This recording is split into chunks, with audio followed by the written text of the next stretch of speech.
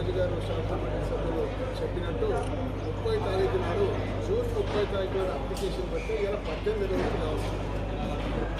ఈ 18 రోజులు కూడా ఇప్పటికి కూడా పర్మిషన్ ఫైనల్ చేయలేదు. 18 రోజుల్లో దాదాపు 6 రకాల కోరికలు ఈ కమిషనర్ గారు కోరింది, ప్రభుత్వం కూడా కోరింది. అన్నీ కూడా జనరల్గా ఏముంటుందంటే ఒకటేసారి అడుగుతారు, మీకు పర్మిషన్ కావాలంటే ఇవన్నీ మాకు కావాలి, మా రిక్వైర్మెంట్. కానీ ఒక రోజేమో ఫస్ట్ సీసీ కెమెరాలు ఫిట్ చేయాలి, మీరు అండర్టేకింగ్ లెటర్ ఇవ్వాలంటే ఆ లెటర్ ఇచ్చింది. రెండో రోజు మీరు టాయిలెట్ ఫిట్ చేయాలి, ఆ లెటర్ ఇవ్వమంటే ఆ లెటర్ ఇచ్చింది.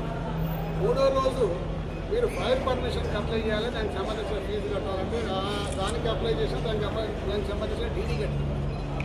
నాలుగవ రోజు మీరు పార్కింగ్ ఎక్కడ పెడుతున్నారని అడిగారు. అడిగితే పక్కకున్న జాగా చూపారు. ఆ జాగా చూపెడితే సరిపోదు, దాని ఓనర్ నుంచి లెటర్ కావాలని చెప్పి ఆ ఓనర్ నుంచి లెటర్ కూడా తీసుకొచ్చి సబ్మిట్ చేస్తారు.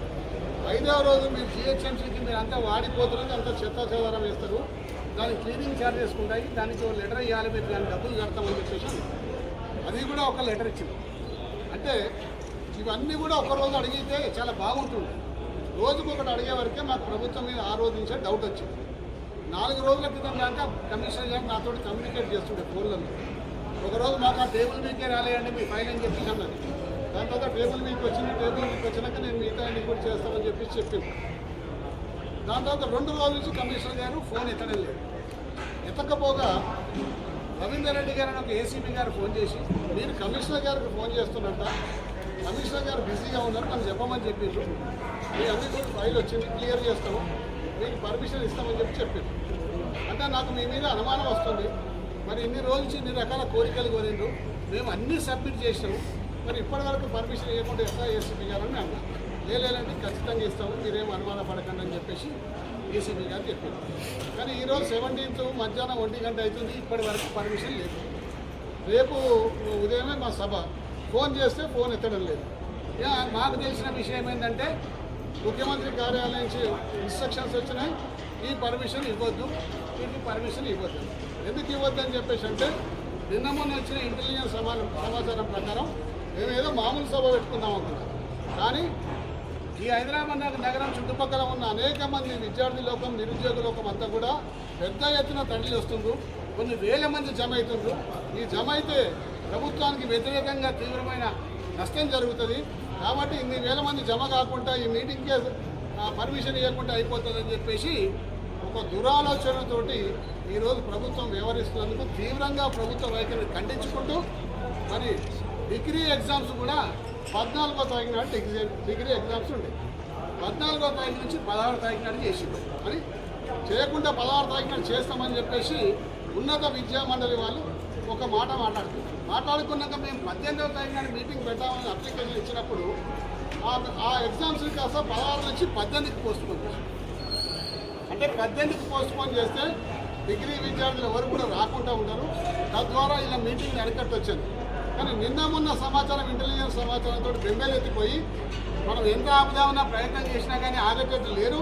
కాబట్టి మీటింగ్కి పర్మిషన్ ఇవ్వకుంటే దీన్ని ఆపేయచ్చు అని చెప్పేసి ఈరోజు ముఖ్యమంత్రి కార్యాలయం అనుకుంటుంది. కాబట్టి ఈ వైఖరిని తీవ్రంగా ఖండిస్తూ ఈరోజు గతంలో అధికారంలోకి వస్తాంకు, మరి గతంలో మీరు అధికారం చేపట్టడానికి అనేక వాగ్దానాలు అనేక సందర్భాలలో వివిధ డయాస్ల మీద మీరు చేసింది. ఇలా రాహుల్ గాంధీని సెంట్రల్ లైబ్రరీకి తీసుకొచ్చి ఆ రోడ్డు మీద కూర్చోబెట్టి ఛాయ్ తాగిపించి మేము 1 సంవత్సరంలో 2 లక్షల ఉద్యోగాలు తీస్తామని ఆ రోజు చెప్పింది. మరి అదే కాకుండా మరి రాహుల్ గాంధీ గారు ఒక్కరు చెప్తే నమ్ముతారో నమ్మరో తెలంగాణ ప్రజానీకరం అని మళ్ళీ ప్రియాంక గాంధీని ఇదే గ్రౌండ్లో 2023 మే 28వ తారీఖు నాడు తీసుకొచ్చింది. ఆమెతోటి చెప్పించిండ్రు 2 లక్షల ఉద్యోగాలు ఇస్తామని చెప్పి. మరి వివిధ సందర్భాల్లో వివిధ వేదికల మీద ముఖ్యమంత్రి గారు అనేక సందర్భాల్లో నొక్కి ఒక్కానించిండ్రు. ఒక ఉద్యోగం మీకేయండి, మీరు కేసీఆర్ గారు ఒక ఉద్యోగం మీకేయండి, 2 లక్షల ఉద్యోగాలు 1 సంవత్సరంలో మీకు ఇచ్చేస్తా అని చెప్పేసి ఆ రోజు యువకులు నమ్మవలికిండ్రు. యువకులని అందరినీ కూడా బీఆర్ఎస్ పార్టీ మీకు ఎగేసింది. మరి ఇలా కేసీఆర్ గారు ఉద్యోగం పోయి 3 సంవత్సరాలు అవుతుంది. ఈ 3 సంవత్సరాల్లో మరి నువ్వు ఎందుకు ఇయ్యలే ఉద్యోగాలు? మీ అఫీషియల్ వెబ్సైట్లో 16,000 ఉద్యోగాలు ఇచ్చిన వాళ్ళ సంగతి స్పష్టంగా మీ అఫీషియల్ వెబ్సైట్లో ఇలా పెట్టడం జరిగింది. మరి నిన్న మొన్న మేమందరం కూడా నిరుద్యోగ వంచన సభ చేస్తే మరి ఏదో స్టూడెంట్ విద్యార్థి లోకంలో మరి నిరుద్యోగ లోకంలో కదలిక వచ్చింది. ఈ కదలిక పెద్దగా కాకముందుకే ఏమన్నా నోటిఫికేషన్లు ఇద్దామని చెప్పి జూన్ 2వ తారీఖున 290 ఉద్యోగాలకు నోటిఫికేషన్లు ఇచ్చారు. ఇస్తే విద్యార్థి లోకం నిరుద్యోగ లోకం అంతా కూడా బగ్గుమంటే మరి రియాక్షన్ బాగా ఎక్కువ ఉన్నది కాబట్టి మళ్ళీ ఒక 5,000 నోటిఫికేషన్లు ఇస్తాం, ఫైనాన్స్ డిపార్ట్మెంట్కి పంపిస్తాం, క్లియరెన్స్ తెచ్చుకుంటామని చెప్పేసి చెప్పింది. మరి ఇప్పటి వరకు కూడా అఫీషియల్గా ఇంకా ఏమీ రాలేదు. మరి ఈ విధంగా నిరుద్యోగుల్ని విద్యార్థుల్ని మభ్యపెట్టి అనేక రకాలుగా మోసం చేస్తున్నందుకు తప్పనిసరిగా కాంగ్రెస్ పార్టీకి బుద్ధి చెప్తారు. మరి ముఖ్యమంత్రి గారు ఏదైతే విద్యార్థులు ఈ విధంగా అణిచేద్దామని చెప్పి ప్రయత్నం చేస్తుందో తప్పనిసరిగా విద్యార్థి లోకం అంతా కూడా ఈ ముఖ్యమంత్రి గారికి కూడా బుద్ధి చెప్తారు. నిన్నటికి నిన్న మరి కొంతమంది విద్యార్థులు అందరూ కూడా ఇక దిల్సుఖ్ నగర్లో ఈరోజు కేబినెట్ సమావేశం ఉన్నది. కేబినెట్ సమావేశంలో వయో పరిమితి మీద ఏదైనా నిర్ణయం తీసుకుంటుందేమో, వయో పరిమితిని తగ్గించవద్దు, 36 సంవత్సరాలే ఉంచాలని చెప్పేసి ఒక ప్రెస్ కాన్ఫరెన్స్ పెట్టి మీడియా ద్వారా ప్రభుత్వానికి తెలియపరిచే ప్రయత్నం చేస్తే దారుణంగా పట్టుకపోయి వాళ్ళని కొట్టి నాగోల్ పోలీస్ స్టేషన్లో వేసాం. అంటే ఈ విధంగా వాళ్ళు ఆ విద్యార్థులు అందరూ కూడా ఇవాళ మీటింగ్ కోసం చురుకుగా అందరూ రావాలని చెప్పేసి కూడా వాళ్ళు ప్రయత్నాలు చేస్తుంటుంటే దాన్ని అడ్డుకుందామనే దురుద్దేశంతో నాగోల్ పోలీస్ స్టేషన్లో వేస్తే నిన్న పోయి నాగోల్ పోలీస్ స్టేషన్కి వెళ్ళి ఇలా విడిపించుకొచ్చాం. చొక్కాలు చింపి ప్యాంటు కూడా వీకేసి లారీలలో నూకి ఈ విధంగా అరెస్ట్ చేస్తుంటే ఇంత తీవ్రమైన దమనకాండ ఈ తెలంగాణ రాష్ట్రంలో విద్యార్థి నిరుద్యోగుల మీద నడుస్తున్నందుకు తీవ్రంగా ఖండిస్తూ దీన్ని నువ్వు ఆపలేవు, దీన్ని ఏ విధంగా నువ్వు అడ్డుకోలేవు, కొంచెం టెంపరరీ మాకు ఇబ్బంది కలిగించగలదు కానీ అంతకన్నా ఎక్కువ ఏం చేయలేవు ముఖ్యమంత్రి గారు. తప్పనిసరిగా ఈ సభ చేసి తీరుతాము, ఈ సభ చేసి తీరుతాం. ఖచ్చితంగా నిరుద్యోగ లోకం అంతా కూడా నీకు బుద్ధి చెప్పే రోజు దగ్గరకు వచ్చింది. నిరుద్యోగుల పట్ల మరి విద్యార్థుల పట్ల బీఆర్ఎస్ పార్టీ అండగా ఉంటుంది, వాళ్లకు తోడుగా ఉంటుంది. నువ్వు చేసిన వాగ్దానాలన్నీ కూడా పూర్తయ్యే వరకు ఇదే నిరుద్యోగులకు ఇదే విద్యార్థి లోకానికి మేము అండగా ఉంటాము. అదేవిధంగా ఈరోజు ఫీజు రియంబర్స్మెంట్ బకాయిలు పేరుకపోయినాయి, ఎక్కడ కూడా ఫీజు రియంబర్స్మెంట్ ఇస్తలేదు.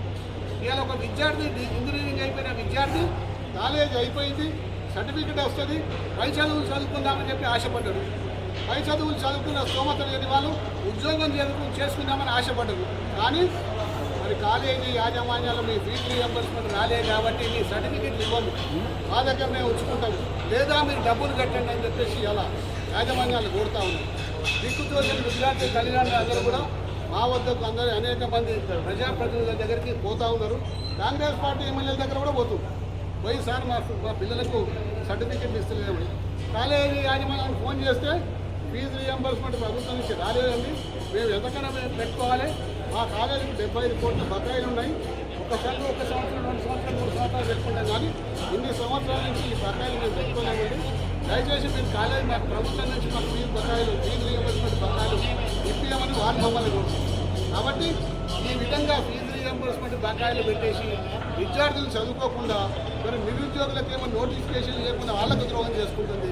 కాబట్టి ఈ యొక్క వైఖరిని తీవ్రంగా ఖండిస్తూ పోరుబాట ఆల్రెడీ పట్టినాం. దీనికి మా ముఖ్య నాయకుడు కేటీఆర్ గారు రేపు మీటింగ్ అటెండ్ అయ్యింది, పెద్ద ఎత్తున విద్యార్థులకు కూడా తరలి వచ్చేది ఉంది. కాబట్టి మమ్మల్ని ఆపలేరు మీరు ఖచ్చితంగా ఏ విధంగానైనా ఈ మీటింగ్ చేసి ఇడతాం. మా ముఖ్య నాయకుడు మా నాయకుడు అంటే కేసీఆర్ గారు ఇచ్చిన డైరెక్షన్ మేరకు కేటీఆర్ గారి ఆధ్వర్యంలో ఈ కార్యక్రమాన్ని ముందుకు తీసుకెళ్తా ఉన్నాం. మరి బీఆర్ఎస్ పార్టీ శ్రేణులందరూ కూడా ఏకమై ఒక ఘాటి మీద రేపు ఇక్కడికి రాబోతున్నారు.